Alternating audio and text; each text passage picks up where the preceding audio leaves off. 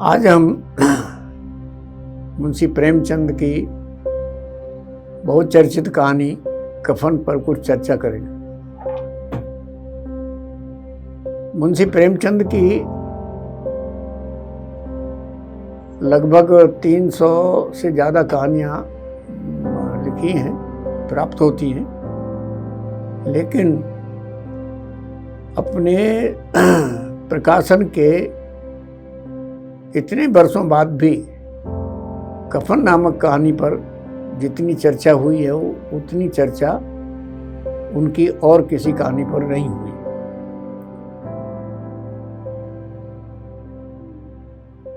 अभी अभी यानी लगभग 2017 में प्रेमचंद के विशेष अध्येता डॉक्टर कमल किशोर गोयनका ने गर्भनाल पत्रिका में एक लेख छपा,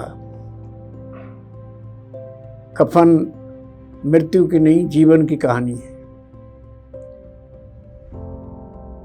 मैंने सन 1980 जब प्रेमचंद की शताब्दी मनाई जा रही थी तब से इस कफन कहानी के कुछ आंकड़े इकट्ठे किए।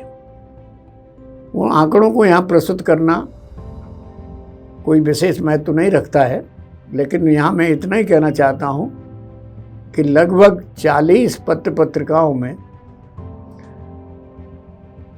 1980 से लेके अब तक इस कहानी पर अनेक लेख प्रकाशित हुए। तो 1936 से और 1980 के बीच में जाने कितने पत्र पत्रिकाओं में इस लेख पर, इस कहानी पर चर्चा हुई होगी, इसका कोई अंदाजा हमारे पास नहीं है। ऐसा क्या है इस कहानी में जो इतनी बार चर्चा हुई है? मैं समझता हूं कि हिंदी की हजारों कहानियों में से यह एकमात्र कहानी है जिस पर इतनी चर्चाएं हुई। पहले हम थोड़ा सा इस कहानी के ढांचे पर बात करते हैं। कहानी 1936 की है, यानी आज की पृष्ठभूमि नहीं है। उस समय का लगभग 100 वर्ष होने आ रहे हैं। उस समय का समाज और उस समय की जाति व्यवस्था, उस समय की गरीबी, एक अलग प्रकार का माहौल था। स्वतंत्रता नहीं मिली थी और अंग्रेजों ने अपने तिकड़मों के द्वारा इस देश के से इतना शोषण किया और वो शोषण जमींदारों और साहूकारों के माध्यम से किया गया था। मैं याद दिलाना चाहता हूं कि अगर एक झलक देखनी हो तो आमिर खान की जो एक फिल्म थी, नाम भूल रहा हूं मैं, लगान। उस लगान में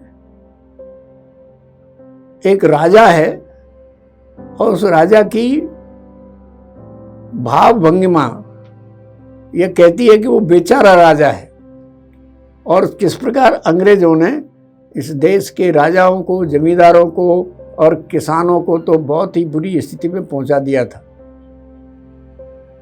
मैं इसलिए ये सब कह रहा हूं कि इस कहानी की पृष्ठभूमि उस समय की है। तो आइए हम थोड़ी सी चर्चा इस कहानी के संदर्भ में करते हैं। गांव के निम्न स्तर और निम्न जात के एक परिवार की कहानी है जिसमें घीसू और माधव बेटा है, घीसू पिता है और बुधिया नाम की एक माधव की पत्नी है जो प्रसव पीड़ा से अपनी झोंपड़ी में तड़प रही है। आधी रात है, ठंडी के दिन है, ये अलाप पर बैठे हैं दोनों पुरुष और किसी खेत से आलू उखाड़ के ले आए हैं चोरी करके, और वे अलाप पर बैठे उन आलूओं को भूनकर खाने की कोशिश में हैं और बुधिया दहाड़ मारकर तड़प रही है प्रसव पीड़ा से। उनमें चर्चा भी होती है। बाप अपने बेटे से कहता है कि जा देख के आ उसकी क्या हालत है। बाप बेटा जानता है कि मैं गया और आलूओं को बाप चट कर जाएगा। इसलिए बाप की इस सुप्त योजना को वो फेल कर देता है और वो नहीं जाता है यह कहकर कि मुझे उससे उसका दुख नहीं देखा जाता है।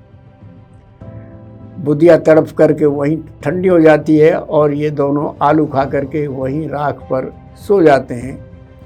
सवेरे उठ के देखते हैं कि बुधिया और उसका अजन्मा बच्चा मर गए, 2 मौतें हो जाती हैं।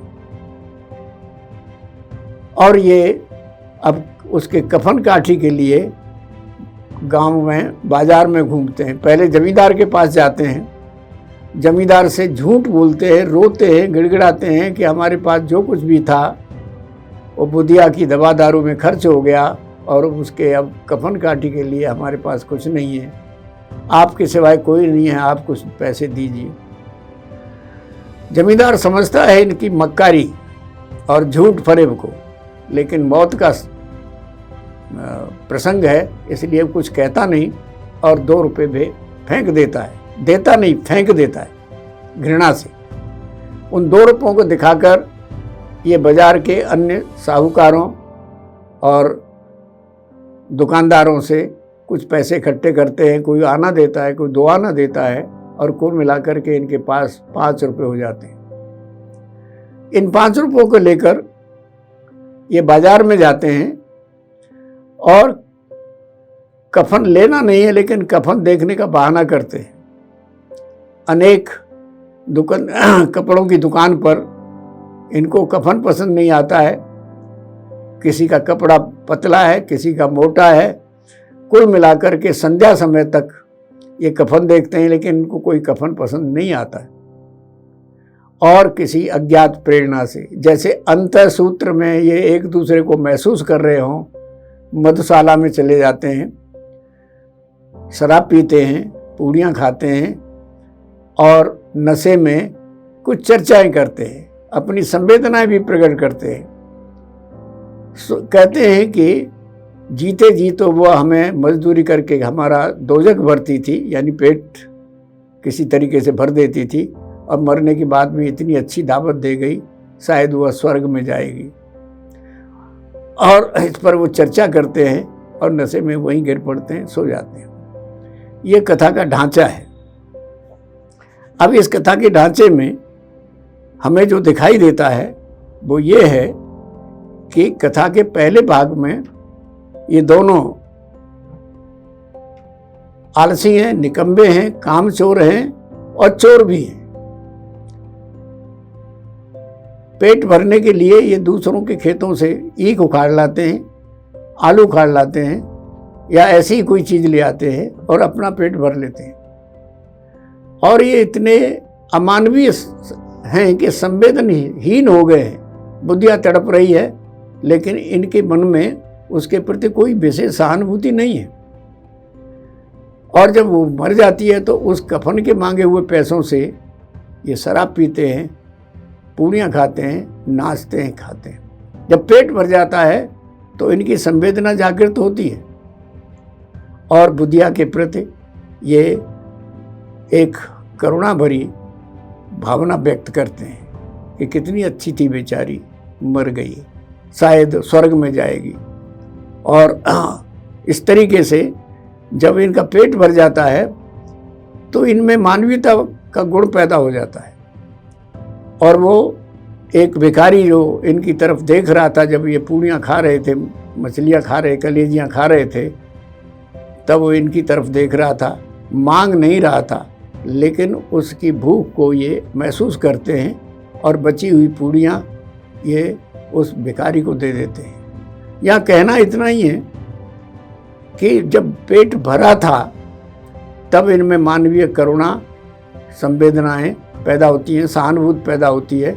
और जब पेट खाली था तो ये बिल्कुल अमानवीय बन जाते हैं, मनुष्य ही नहीं रहते। तो इस कहानी में प्रेमचंद भरे पेट बनाम खाली पेट की बात करते हैं। इसलिए वो ये बताना चाहते हैं कि मनुष्य की प्राथमिकता है कम से कम जिंदा रहने के लिए पेट तो भरना चाहिए।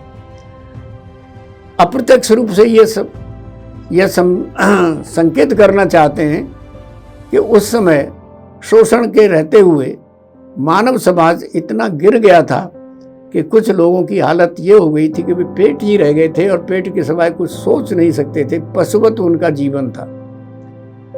और पेट भरना बहुत जरूरी होता है। पेट भरने पर ही मनुष्यता प्रकट होती है। और पेट जब घीस और माधव का पेट भर जाता है तब वे मनुष्यता की बात करते हैं, देने की बात करते हैं। और देना एक ऐसी चीज है जो मनुष्य बनाती है। छीन कर खाना मनुष्यता से गिरती है और पेट भर जाने पर देना उनकी एक प्राथमिकता होती है।